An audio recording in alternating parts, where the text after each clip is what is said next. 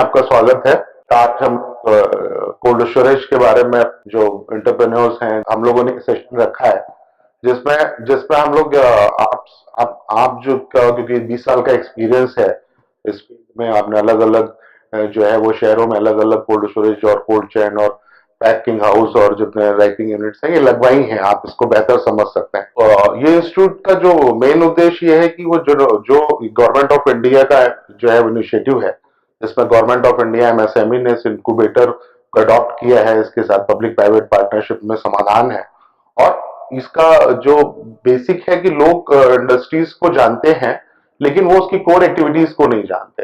वो बिजनेस को देखते तो है लेकिन वो कैसे किया जाए शुरू नहीं। तो हम लोगों ने इसमें ये प्रोसेस किया कि एक्सपर्ट्स के अलग अलग लेक्चर्स कराएंगे, आपका जो एक्सपीरियंस है लोगों के साथ शेयर करेंगे और लोगों को आपके साथ कनेक्ट। तो जैसे आज कोल्ड स्टोरेज की बात होती है, गवर्नमेंट का ही बहुत फोकस है कोल्ड स्टोरेज इंडस्ट्रीज पे कि कोल्ड स्टोरेज कैपेसिटी बढ़ाई जाए जिससे को प्राइस को रेगुलेट किया जाए। तो आप क्या समझते हैं आपके उसमें कि क्या कोल्ड स्टोरेज की नीड क्या है आज की इंडस्ट्री के लिए या आज के इकोनॉमिक सिनेरियो में इसकी क्या जरूरत है, खासकर एग्रीकल्चर सेक्टर?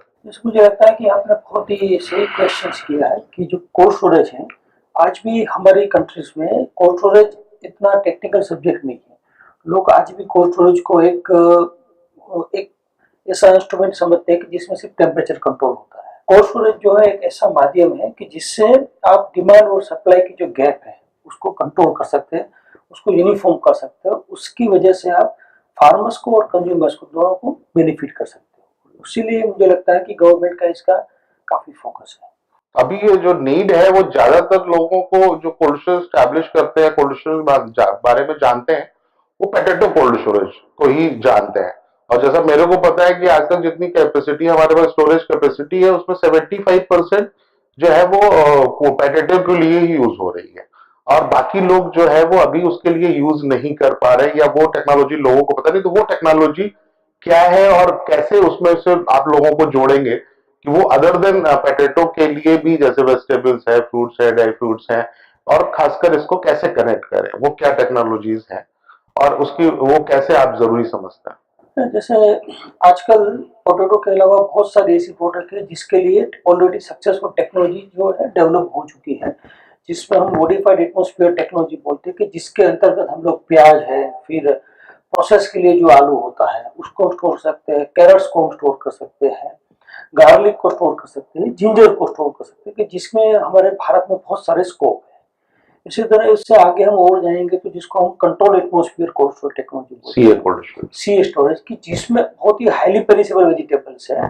जैसे आपके जम्मू कश्मीर में सफरजन एप्पल हो गया, फिर उसके अलावा टोमेटोज हो गए। जैसे टमाटर में काफी प्राइस अप एंड डाउन होता है क्योंकि वो काफी पेरिसेबल आइटम है, उसका 10-12 दिन में उसका डिस्ट्रीब्यूशन स्टार्ट हो जाता है। तो कंट्रोल एटमॉस्फेयर टेक्नोलॉजी में आप उसको भी 6 हफ्ते से लेकर 8 हफ्ते तक स्टोर कर सकते हैं, जिससे मार्केट में बहुत बड़ी स्टेबिलिटी आ सकती है। ऐसे ही एक जो दूसरा जो कंसेप्ट है वो फ्रोजन स्टोरेज का है कि जिसमें आप प्रोडक्ट है उसको फ्रोजन करके इसकी शेल्फ लाइफ और बढ़ा सकते हैं। मीट प्रोडक्ट्स भी कर सकते हैं, सी फूड है, मीट फूड है, फ्रोजन वेजिटेबल्स है, फिर रेडी टू ईट फूड है। तो आजकल ये बहुत सारी टेक्नोलॉजी है जिसके यूज करके हम लोग अलग अलग जो फ्रूट्स वेजिटेबल्स है उसको स्टोर कर सकते हैं और उसको मार्केट को कंटिन्यू सप्लाई कर सकते हैं। अच्छा, अगर हम लोग कोल्ड स्टोरेज की बात करते हैं तो इसके बहुत सारे कंपोनेंट, जैसे मेरे को पता है कि पैकिंग हाउस भी है, इसमें कोल्ड चेन है, कोल्ड व्हीकल है, इसमें फ्रीजर वैन्स है। तो ये कैसे, ये टोटल कैसे कैटेगराइज करें कि अगर हम कोल्ड स्टोरेज के कंपोनेंट की बात करें, बिजनेस पर्पज से भी बात करें, तो क्या क्या इसमें सेगमेंट्स होते हैं जो कन्वेंशनल है, जो एडवांस टेक्नोलॉजी, इनको कैसे कैसे कैटेगराइज करेंगे, जो भी 4-5 सेक्टर लोग जानना चाहें? एक बहुत ही इम्पोर्टेंट एस्पेक्ट है और एक सेक्टर है। ये सेक्टर में आपको अगर संपूर्ण सफलता लेनी है तो आपको इसके जो हर एक स्टेज है उसके ऊपर आपको फोकस करना पड़ेगा और हर एक स्टेज पे आपको क्वालिटी मेंटेन करनी होगी। जैसे हमारे यहाँ कोल्ड स्टोरेज के अलावा जिसमें भी बहुत सारा फोकस बाकी है, जैसे पैक हाउस है। हम जब फार्म से कोई भी मटेरियल कलेक्ट करते हैं तो आज भी हम इसको साइंटिफिक तरीके से हैंडल नहीं कर रहे हैं। हमको ये बहुत इंपॉर्टेंट चीज समझनी है, जो कोल्ड स्टोरेज है या उसके जो कोल्ड चेन रिलेटेड जो कंपोनेंट है वो कोई हॉस्पिटल नहीं है कि जिसमें आप कुछ भी डालोगे तो बढ़िया होकर बाहर आएगा। जो आप मटेरियल रखोगे वो आपको मिलने वाला है। तो कोल्ड स्टोरेज के साथ हमको जो फोकस करना चाहिए वो है पैक हाउस की, जहाँ पे आपका एक प्राइमरी सॉर्टिंग ग्रेडिंग हो सकता है। उसके बाद प्री कूलिंग भी इतना ही इम्पोर्टेंट फैक्टर है जो पेरिसेबल फ्रूट वेजिटेबल्स है उसमें हमको समझना चाहिए, ध्यान में रखना चाहिए कि जितना जल्दी प्री कूलिंग करेंगे उसकी शेल्फ लाइफ उतनी ही बढ़ेगी और उतना ही उसमें जो क्वालिटी लॉसेस है उसको हम कम कर पाएंगे। तो एक पैक हाउस का कंपोनेंट जो बहुत इंपॉर्टेंट है। उसके बाद गवर्नमेंट ऑफ इंडिया ने अभी देखिए 100% एफडीआई अलाउड किया हुआ है। तो अभी आने वाले दिनों में रिटेल सेक्टर में बहुत सारी कंपनीज और प्राइवेट प्लेयर्स आने वाले हैं। तो उन सब लोगों को जो फ्रूट्स वेजिटेबल्स है उसको सॉर्टिंग ग्रेडिंग पैक करके चाहिए। तो पैक हाउस में अगर हम इंफ्रास्ट्रक्चर ऐसा लगाएं कि जिसमें हम अलग अलग प्रकार के वेजिटेबल्स और फ्रूट्स को सॉर्ट ग्रेड करके वॉश करके वैक्स करके पैक करें रिटेल मार्केट के लिए, तो ये आने वाले दिनों में एक बहुत बड़ा सेगमेंट बिजनेस का बनने वाला है। Pack room, cool room, cold storage, conventional और कंट्रोल एटमॉस्फेयर, ये कोल्ड स्टोरेज, इन तीनों चारों में कंपोनेंट में क्या फर्क है? कोल्ड चैन, कोल्ड वैक्यूम, इनको थोड़ा थोड़ा सा डिस्क्राइब करिए कि लोग जानना चाहते हैं। सबकी कैपेसिटी नहीं है कि कोल्ड स्टोरेज लगा पाए। कोल्ड स्टोरेज कंपोनेंट है जो चेन है उसमें हर एक कंपोनेंट में अपने आप में बहुत बड़ा पोटेंशियल है, बिजनेस पोटेंशियल। फॉर एग्जांपल अगर हम पैक हाउस का लेते हैं तो प्राइमरी पैक हाउस का जो पर्पस है वो है कि जो आप फील्ड से मटेरियल कलेक्ट करते हो उसको वहां पे ही आप सॉर्टिंग रीडिंग करके जो अच्छा वाला मटेरियल उसको सेग्रीगेट कर दो और जो खराब material as per the size नहीं उसको वहीं पे आप डिस्कार्ड करो। तो उसकी वजह से क्या होता है कि आपका जो ट्रांसपोर्टेशन खर्चा है, जो स्टोरेज खर्चा है, जो आप खराब प्रोडक्ट के ऊपर भी लगा रहे हैं वो आपका एलिमिनेट हो जाएगा। तो ये एक पैक हाउस का कंपोनेंट हो गया। उसी तरह आप आगे जाके एक वैल्यू एडिशन सिस्टम्स लगा सकते हो जिसमें आप फ्रूट वेजिटेबल्स है उसको वॉश करिए, उसको वैक्सिंग करिए। आजकल एडिबल वैक्स मार्केट में अवेलेबल है। तो वैक्सिंग करके अगर आप मार्केट में बेचते हैं तो उसकी सेल्फ लाइफ और 5-6 दिन के लिए बढ़ जाती है। तो बेचने वाले के लिए और कंज्यूमर के लिए भी एक बेनिफिट है। तो ये एक बड़ा बिजनेस पॉइंट है कि जहाँ पे भी आप फ्रूट वेजिटेबल को सॉर्टिंग ग्रेडिंग वॉशिंग करके वैक्स करके रिटेल के लिए तैयार। पैक हाउस हो गया। फिर कूल रूम में क्या करते हैं हम?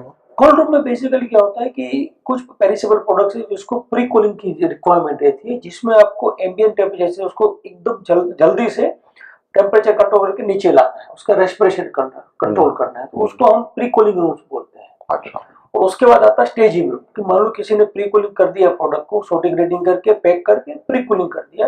अब उसको मार्केट में भेजना है या उसको कहीं एक्सपोर्ट के लिए अगर आगे लेके जाना है तो जो टाइम बीइंग अरेंजमेंट गैप होता है उसके लिए उसको हम शिफ्ट करते हैं स्टेजिंग रूम में, जिसको हम स्टेजिंग रूम बोलते हैं कि जहां आप 2-3-4 दिन के लिए इसको मैक्सिमम होल्ड करते हो फिर इसको डिस्ट्रीब्यूट करते हो आगे चेन के लिए। तो चैन में जो जो आपके वैक्यूल्स आते हैं, जो उसके कुछ उसको कोल्ड चैन्स कहते हैं, जो ट्रक्स हैं, जो इनके फ्रीजर्स हैं, जो इनके, वो क्या है ट्रांसपोर्ट? क्योंकि अगर आप वहां से लेके कोल्ड स्टोरेज तक भी जा रहे हैं तो आप ट्रांसपोर्ट करेंगे तो उस पीरियड में भी उनको कोल्ड उसमें एटमॉस्फेयर में ही रहना चाहिए, या वो कोल्ड स्टोरेज से जो जा रहे हैं तो वो वैक्यूल्स कितने टाइप के होते हैं?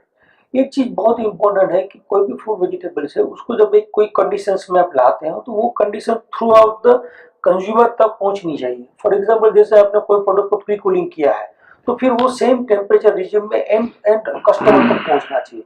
उसमें जब अप एंड डाउन होता है तो उसकी क्वालिटी के ऊपर डिटोरेशन होता है। तो एक जो सबसे बड़ा इंपॉर्टेंट फोकस है जो पार्ट है अपना भारत में वो है ट्रांसपोर्टेशन। आज बहुत सारा अपना वेजिटेबल्स और फ्रूट्स ओपन ट्रक में ट्रांसपोर्टेशन होता है। एक हमारा सर्वेक्षण ऐसा है कि आप फील्ड से अगर अपना मंडी तक लेके जा रहे हैं तो 5-6 घंटे के रास्ते में भी आपका up to 1.5 to 2% weight loss in between आ जाता है, क्योंकि वो आप ओपन कंडीशन में उसको ट्रांसपोर्ट कर रहे हैं। तो वहां पे रिफर वन का एक बहुत बड़ा रिक्वायरमेंट है कि जहां पे हम अगर वो प्रोडक्ट को रिफर में ट्रांसपोर्ट करें तो वेट लॉस भी बढ़ता है और आपकी क्वालिटी की प्रोडक्ट भी अच्छी रहती है। तो कोल्ड चेन्स के में कौन कौन से व्हीकल इसमें आते हैं? जैसे ट्रक्स भी आते हैं, कैसे इसको करते हैं? जिससे अलग अलग प्रकार के डिफर ट्रक्स आते हैं। फिर आप Vans मोबाइल भी प्री कूलिंग्स भी यूज कर सकते हैं। जो आपका मटेरियल फील्ड से अगर आप मंडी तक लेके जाए तो इन बिटवीन भी आप उसको कर सकते हैं, तो जिसको मोबाइल प्री कूलिंग भी बोलते हैं। लॉन्ग डिस्टेंस के लिए आप रिफर ट्रक्स भी यूज कर सकते हैं कि जिसमें अलग अलग प्रकार का तापमान आप कंट्रोल करते हैं। जैसे फ्रूट वेजिटेबल्स है तो प्लस का कर सकते हैं, फ्रोजन के लिए आप -18-20 डिग्री तक उसमें ट्रांसपोर्ट में कंट्रोल कर सकते हैं। अच्छा, इसके अलावा जो हमारी इसमें एजेंसियां इन्वॉल्व हैं, जैसे हम लोग सुनते हैं कि बहुत सारी एजेंसियां, एपेडा है और नाबार्ड है, इसमें एनएचएम है, नेशनल हॉर्टिकल्चर बोर्ड है, तो इनके रोल कैसे हैं इसमें? कैसे इसमें गवर्नमेंट क्या सपोर्ट कर रही है और क्या रोल है इन एजेंसियों के? मुझे लगता है कि पिछले 2-3 साल में पॉलिसीज के ऊपर बहुत सारा क्लैरिफिकेशन आया हुआ है और उसको काफ़ी डिटेल में ड्राफ्ट किया गया है। जैसे और ये असिस्टेंस काफ़ी इजीली अब धीरे धीरे अवेलेबल है। अब जैसे नेशनल हॉर्टिकल्चर मिशन है तो उनको मैंडेट दिया गया है कि आप अप टू 5000 टन जो भी फैसिलिटीज आप क्रिएट करते हो उसको आप हैंडल करोगे। अब नेशनल हॉर्टिकल्चर बोर्ड है तो 5000 से लेकर 10,000 टन तक के प्रोजेक्ट उसको हैंडल करते हैं। और उसी तरह का अगर आप एक्सपोर्ट के लिए कोई फैसिलिटीज क्रिएट करते हैं, जैसे आजकल अपना मैंगो है तो उसको एक्सपोर्ट करने के लिए अपिडा अप्रूव्ड पैक हाउस की बहुत जरूरत है, तो उसके लिए अपिडा फाइनेंशियल असिस्टेंस करती है। उसी हिसाब से आप देखेंगे तो सी फूड है तो उसके लिए एमपीडा है, वो आपको फाइनेंशियल असिस्ट करती है। नाबार्ड शायद उन लोगों को असिस्टेंस देती है जो फंड नहीं लेते हैं, और डायरेक्टली अगर वो सब्सिडी और अवेल करना चाहते हैं तो शायद नाबार्ड उसमें उनको सहयोग देती है। नाबार्ड ने भी अभी प्रायोगिक तौर पे कुछ केसेस में डायरेक्ट फंडिंग भी स्टार्ट किया है। अच्छा। स्मॉल स्केल में जो लोग प्रोजेक्ट कर रहे हैं उसको भी वो डायरेक्ट फंडिंग भी कर रहे हैं, उस तरह से भी वो सपोर्ट कर रहा है। तो इसमें गवर्नमेंट कैसे सपोर्ट कर रहा है, क्या इसमें उनकी सब्सिडी स्कीम क्या है, कितनी तक के वो सब्सिडी मिल रही है? एरिया वाइज जहां तक हमको पता है कि वो कुछ एरियाज में कुछ 35% है, कुछ एरिया में 40 है, किसी में 50 है, तो कैसे इसको आप कैसे देखते हैं? इसमें गवर्नमेंट क्या आपकी मदद कर रही है और किन चीजों के लिए? कुछ जैसे कोर एक्टिविटीज और कोर बिल्डिंग के लिए देती है, कुछ चीजों के लिए वो सब्सिडी नहीं देती है कॉस्ट ऑफ प्रोजेक्ट में, तो ये क्या है? क्योंकि ये तो बड़ा डिटेल पेपर है जिसको हम लोग अपने उनसे शेयर कर लेंगे, लेकिन एक बेसिक गाइडलाइंस आपसे चाहिए कि इसमें क्या सब्सिडी है और कैसे है, और शायद सभी चीज में, चाहे वो पैकिंग हाउस हो, चाहे कूल रूम हो, चाहे सीए कोल्ड स्टोरेज, हर चीज में, इसके हर कंपोनेंट में, कोल्ड वैक्यूल हो, सारी चीजों में सब्सिडी अवेलेबल है। इन जनरल एरिया हम देखें तो कोल्ड स्टोरेज के ऊपर 35% तक की सब्सिडी है जनरल एरिया में, और जो ट्राइबल एरिया है और जो डिफिकल्ट एरिया है जहाँ पे गवर्नमेंट 50% तक आपको सब्सिडी देती है। और जो सब्सिडी है उसका स्टैंडर्ड तय किया गया और स्टैंडर्ड के बेस पे उसको कैटेगराइज किया, उसके ऊपर सब्सिडी मिलती है आपको। अब पैक हाउस के ऊपर भी आप लगाते हैं तो उसके भी इंस्ट्रूमेंट के ऊपर आपको 35% तक सब्सिडी मिलती है। उसके अलावा जब आप एडवांस टेक्नोलॉजी में जाते हैं, जैसे आप कंट्रोल एटमॉस्फेयर में स्टोरेज में जाएंगे, आप एडवांस मटेरियल हैंडलिंग सिस्टम में जाएंगे, मैकेनाइज्ड हैंडलिंग सिस्टम में जाएंगे, तो उसके भी ऊपर गवर्नमेंट ने component wise subsidy add on, जिसको बोलते हैं एड ऑन कंपोनेंट, 50% तक है, अलग अलग प्रोजेक्ट सब्सिडी मिलती है। जैसे आपने मूवमेंट के लिए रिच टक लगाया तो उसके ऊपर आपको अलग से सब्सिडी मिलेगी। आपने हैंडलिंग के लिए अगर बीन्स लगाए तो उसके लिए अलग सब्सिडी मिलेगी। उस हिसाब से अनदर 10,000 रुपीज पर टन के हिसाब से सरकार इसमें आपको सब्सिडी की सहायता देती है। और एज ए चार्टर्ड अकाउंटेंट मैं आपको बताऊं तो इसमें इनकम टैक्स की भी गवर्नमेंट ने इसमें रिलीफ दिया हुआ है। जो जो डिप्रिसिएशन है वो 100% टू 150% तक अलाउड है, जो आपको अलग अलग 5 साल तक के डिप्रिसिएशन मिलता है कि फर्स्ट ईयर आप 100% ले सकते हो और उसके बाद अगले 5 सालों में आप 50% को अलग अलग सेगमेंट में डिप्रिसिएशन ले सकते हैं। तो जितना आप इन्वेस्टमेंट कर रहे हैं उससे ज्यादा आपको गवर्नमेंट डिप्रिसिएशन आपको दे रही है। इसके अलावा इसमें अगर आप फूड प्रोसेसिंग कंपोनेंट जोड़ लेते हैं तो यूपी गवर्नमेंट आपको इंटरेस्ट सब्सिडी भी दे रही है, जिसमें जो है वो, और इसमें यूपी गवर्नमेंट ने अपने स्केल से जो है वो 5% ज्यादा सब्सिडी, जो उनकी 2017 की पॉलिसी है, तो वो जो 35% है वो यूपी गवर्नमेंट में 40% तक है सब्सिडी। और उसके अलावा जो है वो इंटरेस्ट अगर फूड प्रोसेसिंग को भी इन्वॉल्व कर लेते हैं तो इंटरेस्ट सब्सिडी भी देती है। तो ये काफी अच्छे हाँ, क्योंकि यूपी में जो है वो मैक्सिमम कोल्ड स्टोरेज है, नंबर ऑफ कोल्ड स्टोरेज के हिसाब से यूपी नंबर 1 है। और ये अलग बात है कि यहाँ पे ज्यादातर पोटैटो बेस्ड कोल्ड स्टोरेज है, उसके अलावा बहुत ही कम कोल्ड स्टोरेज है। तो इसी के लिए आपको बुलाया गया है कि आप नई नई टेक्नोलॉजी, हमारे अभी जितने काफी सारे एंटरप्रेन्योर यहाँ इकट्ठा हो रहे हैं, आपकी उनके साथ कॉन्फ्रेंस है, 1-to-1 मीटिंग है, जिसमें आप उनको बताएंगे कि और क्या क्या इसमें। थोड़ा सा कंपोनेंट के बारे में बताइए। बड़ा हम लोग जाते हैं कोल्ड स्टोरेज में तो देखते हैं बड़ी पाइपिंग हो रखी होती है, बड़े कंप्रेशर्स होते हैं। जैसे मेरे को पता है कि कोई पूछता है कि कोल्ड स्टोरेज में कॉस्ट क्या लगती है, तो मैं कॉस्ट वाइज, तो चार्टर्ड अकाउंटेंट हो तो मैं यही बताना भी चाहता हूँ कि सबसे ज्यादा जो है वो लाइट कॉस्ट करता है। कि किसी में नॉर्मल कोल्ड स्टोरेज जो 5,000 MT के आसपास आता है उसमें करीब 22 से 25 लाख रुपए तक के जो है वो सिर्फ इलेक्ट्रिक कॉस्ट आ जाती है। फिर लोडिंग अनलोडिंग की कॉस्ट काफी इसमें मायने रखती है, रिपेयर मेंटेनेंस की कॉस्ट काफी मायने रखती है कि आपको हर सीजन में इसको रिपेयर करना होता है। तो कंपोनेंट जो हम लोग देखते हैं वो क्या, बेसिक कंपोनेंट्स क्या होते हैं इसके? अगर से मैं नॉर्मल क्वेश्चन की बात करूं कंपोनेंट वाइज, तो आप देखिए सबसे बेसिक जो है जिसको हम बोलते हैं कि इंसुलेटेड बिल्डिंग्स, जिसमें आपका बिल्डिंग आ गया और उसमें इंटरनल स्ट्रक्चर आ गया। उसके पार्ट जो है वो रेफ्रिजरेशन सिस्टम्स है, जो दूसरा पार्ट है, और तीसरा पार्ट है वो मटेरियल हैंडलिंग सिस्टम्स है। तो अभी आजकल बहुत सारी टेक्नोलॉजी जो इम्प्रूवमेंट हो रही है, जो जिसका मेन फोकस है एनर्जी एफिशिएंसी। एक तो एनर्जी एफिशिएंसी प्लस उसका लॉन्ग लास्टिंग लाइफ और लो मेंटेनेंस कॉस्ट। अगर जैसे हम बिल्डिंग की बात करें, तो बिल्डिंग में हम आरसीसी के बदले आजकल हर जगह पे इंसुलेटेड पैनल्स यूज हो रही है, जिससे आपका कंस्ट्रक्शन कॉस्ट कम आ रहा है, आपकी जो इंस्टॉलेशन टाइम है वो कम हो जाती है। तो जो ऐसे चार्टर्ड अकाउंट आप समझते हैं सर कि जो गेस्टेशन पीरियड है कोई भी प्रोजेक्ट का, जिसको हम बोलते हैं कि भाई जो एक आपका अर्निंग स्टार्ट होता है, तो वो जो पीरियड है काफी शॉर्ट हो जाता है, तो वो भी एक बेनिफिट करता है ओवरऑल प्रोजेक्ट की रेवेन्यू नहीं, और इसमें तो बताना यहाँ पे जरूरी है कि जो गवर्नमेंट है वो आपको सब्सिडी के लिए अप्लाई करने के लिए भी सिर्फ from the first date of disbursement से सिर्फ 18 महीने का ही पीरियड देती है कि अगर आपको 18 महीने के अंदर इस प्रोजेक्ट को कंप्लीट कर लेना है। Yes. और किसी सर्कमस्टांसेस में जो अनअवॉइडेबल थी उसमें 6 महीने आपको बढ़ाने का पीरियड देता है कि अगर आप उस पीरियड में इसको सब्सिडी क्लेम नहीं करते हैं तो नॉर्मली सब्सिडी मिलना मुश्किल हो जाती है। तो इसलिए जो आप कह रहे हो कि इसको ऐसे कंपोनेंट या ऐसी चीजों को यूज करना चाहिए जो जल्दी कंप्लीट हो सके, टाइम स्लैब कम हो सके। तो और उस पे पैनल्स के अलावा क्या होता है? तो दूसरा जो सबसे इम्पोर्टेंट पार्ट है मेरे हिसाब से वो इसे रेफ्रिजरेशन सिस्टम है। रेफ्रिजरेशन सिस्टम में भी आजकल बहुत सारे एफिशिएंट कंप्रेसर्स से लेके कूलिंग यूनिट्स की जैसे कंपोनेंट्स डेवलप हुए हैं, मार्केट में है, अवेलेबल है, जिसका यूज करके हम काफी हाई एफिशिएंसी मेंटेन कर सकते हैं। और बिजली कॉस्ट के जो सबसे इम्पोर्टेंट पार्ट है वो है पावर, जो आपका मेन कंज्यूमिंग फैक्टर है, उसको आप काफी हद तरीके से कंट्रोल कर सकते हैं। अब जैसे कंप्रेसर्स में high speed compressive cutting compressors available है, स्क्रू कंप्रेसर्स भी अवेलेबल है, जिसका यूज करके आप अपनी मेंटेनेंस कॉस्ट कम कर सकते हैं और ऑपरेटिंग कॉस्ट कम कर सकते हैं। इसमें जो तीसरा एक इम्पोर्टेंट पार्ट है वो है ऑटोमाइजेशन। पहले हम देखते थे कि पूरा जो कोर्स हो रहा था वो मैन्युअली ऑपरेटेड चल रहा था, अब धीरे धीरे उसमें ऑटोमाइजेशन के बहुत सारे स्कोप है और लोग एडॉप्ट कर रहे हैं, क्योंकि ऑटोमाइजेशन के दो बड़े फायदे हैं। एक तो आपको जो यूनिफॉर्म टेम्परेचर चाहिए वो ऑटोमेटिकली मेंटेन होता है, तो एक सब आपकी प्रोडक्ट की क्वालिटी अच्छी मेंटेन होती है। और प्लस जितना प्लांट आपका ऑटोमाइजेशन में चलेगा तो उसकी ओवरऑल एफिशिएंसी मिलेगी आपको, प्लस आपका मेंटेनेंस कॉस्ट काफी कम है। लोडिंग अनलोडिंग सिस्टम में भी काफी चेंजेस हुए हैं, जो यस, उसमें क्या कंपोनेंट की बात करें तो आजकल कन्वेइंग सिस्टम्स अवेलेबल है, जिसमें बैक कन्वेइंग सिस्टम्स है। फिर आप मैकेनाइज्ड हैंडलिंग में जाना चाहें तो बॉक्स सिस्टम्स अवेलेबल है, रैकिंग सिस्टम अवेलेबल है, जिससे आप अपने लेबर कॉस्ट कंट्रोल कर सकते हो। एलिवेटर्स भी काफी सारे, एलिवेटर्स भी काफी यूज कर सकते हैं। This all are options are available, जिसमें आप मिनिमम हैंडलिंग करके प्रोडक्ट को स्टोर कर सकते हैं। अच्छा, इसमें सोलर को कैसे हम लोग कंबाइन, क्योंकि पावर जैसे हम सब जानते हैं कि सोलर में आज की डेट में जो कॉस्ट आ रही है वो पर यूनिट 3 रुपए से लेके 4 रुपए के बीच में आ रही है, उससे भी कम आ गई है।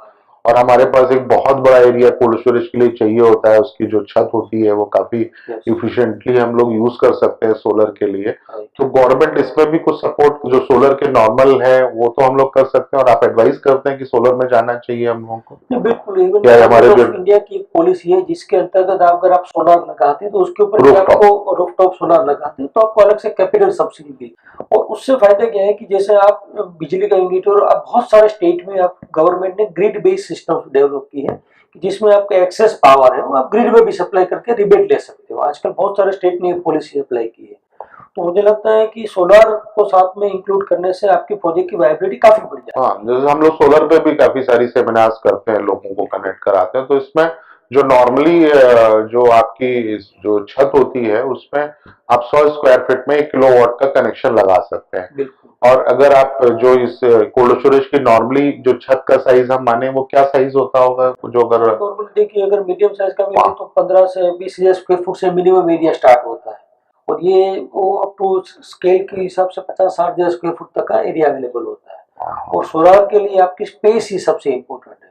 और अगर ये कोल्ड स्टोरेज की जो छत है उसको अगर आप रूफ को अगर आप यूज करते हो तो आपको विदाउट एनी एडिशनल इन्वेस्टमेंट, अगर हम आधा भी मान के चलते हैं, अगर आप 25,000 छत का भी यूटिलाइजेशन कर लेते हैं तो हम 250 किलोवाट तक के जा सकते हैं। और 250 किलोवाट का कनेक्शन अगर आप यूटिलाइज करते हैं तो आपको वो ना कि 4 रुपए में बिजली पड़ेगी, साथ साथ में उसको आप गवर्नमेंट को सेल करके और उसको जो है वो रिवर्स मीटरिंग के थ्रू से पैसा भी कमा सकते हैं। बिल्कुल कमा सकते। तो सोलर एडवाइजेबल है कि जिसको भी अगर इस प्लांट के साथ जाना चाहिए तो कोल्ड स्टोरेज में ऐसी अपनी छत की प्लानिंग करनी चाहिए जो साउथ फेसिंग हो, और साउथ फेसिंग के साथ साथ उसमें कोई भी ऐसे हर्डल्स ना हो जिसकी वजह से वो आपकी कैपेसिटी को बार करता हो। तो लोकेशन के सिलेक्शन में आपको सोलर का भी ध्यान रखना चाहिए। बिल्कुल। और जब आप ये प्राइमरी स्टेज पे, डिजाइन स्टेज पे अगर आप इसको इंक्लूड कर लेते हैं तो विद वेरी नॉमिनल मार्जिन से आप उसको डिजाइन करके उसका लोड कंसीडर कर सकते हैं। कोल्ड स्टोरेज के साथ फूड प्रोसेसिंग यूनिट भी लगाएगा तो उसको क्या बेनिफिट है और कैसे वो वायबल है।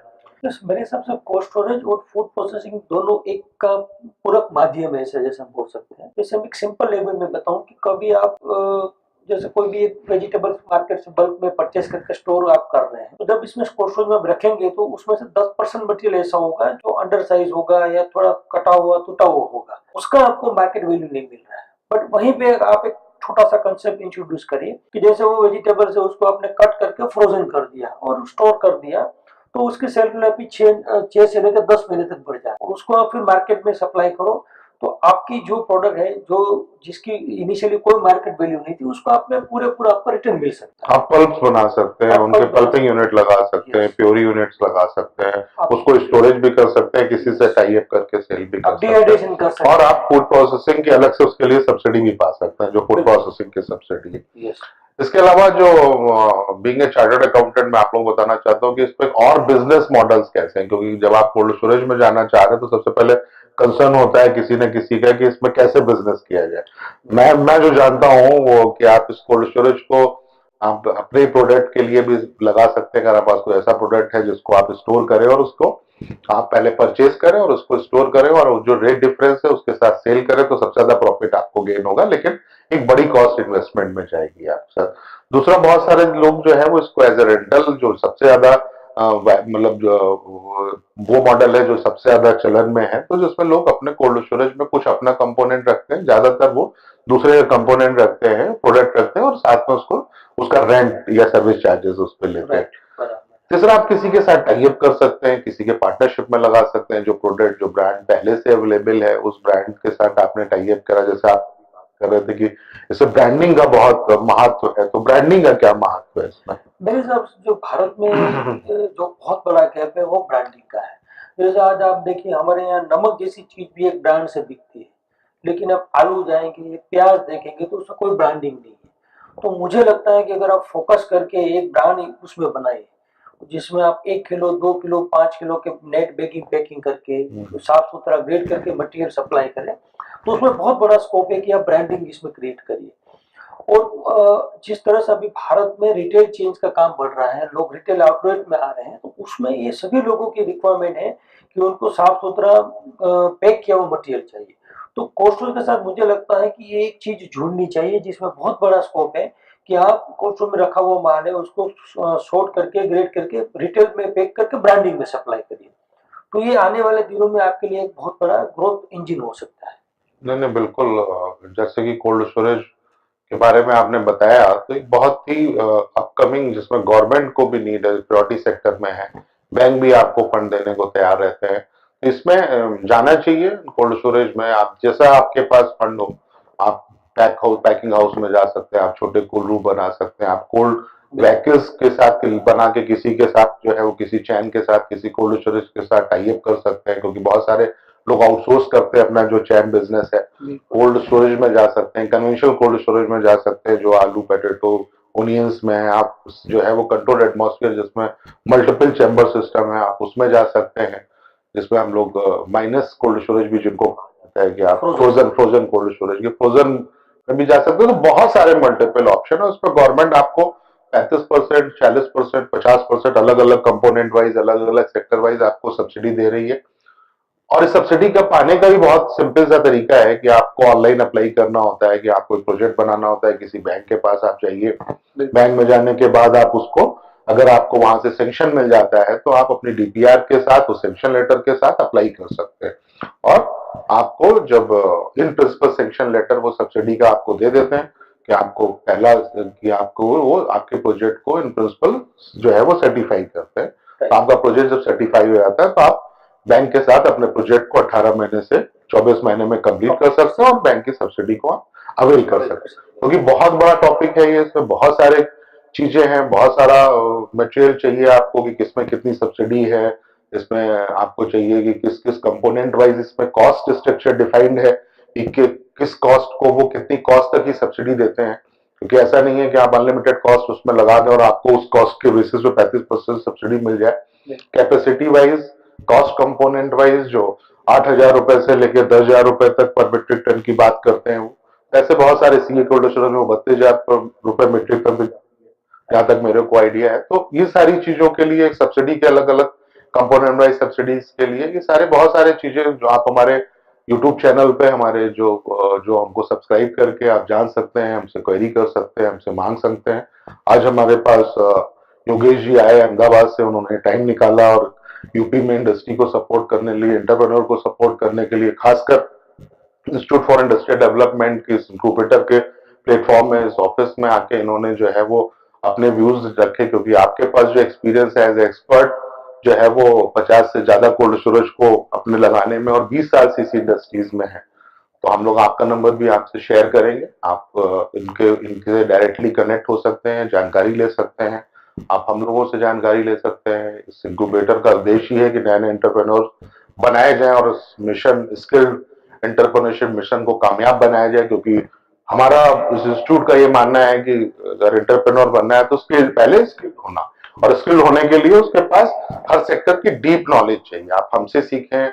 आप आज की डेट में इतना सारा material available, national horticulture board, national horticulture mission, APEDA और नाबार्ड, बहुत सारी संस्थाएं हैं जो इससे कंसर्न है, क्योंकि जब स्टोरेज कैपेसिटी हमारे पास एडिकेट होगी तो हम प्राइस को कंट्रोल कर सकते हैं और एक किसान को सपोर्ट कर सकते हैं कि उसको अच्छा रेट मिले और एट डोर स्टेप पे, और साथ साथ में हम एक कंज्यूमर को भी सपोर्ट कर सकते हैं कि जब वो प्रोडक्ट सीजनली अवेलेबल नहीं है तो उसकी मार्केट प्राइस बहुत ना बढ़े। तो ये दोनों तरीके से कोल्ड स्टोरेज बहुत जरूरी है। तो मैं इसी के साथ योगेश जी को बहुत बहुत धन्यवाद देता हूँ, वो आए यहाँ पे और अपने व्यूज शेयर किए। आप हमारे चैनल को जरूर सब्सक्राइब करिए और इंस्टीट्यूट फॉर इंडस्ट्रियल डेवलपमेंट से जुड़िए। Thank you. Thank you. Thank you. नमस्कार।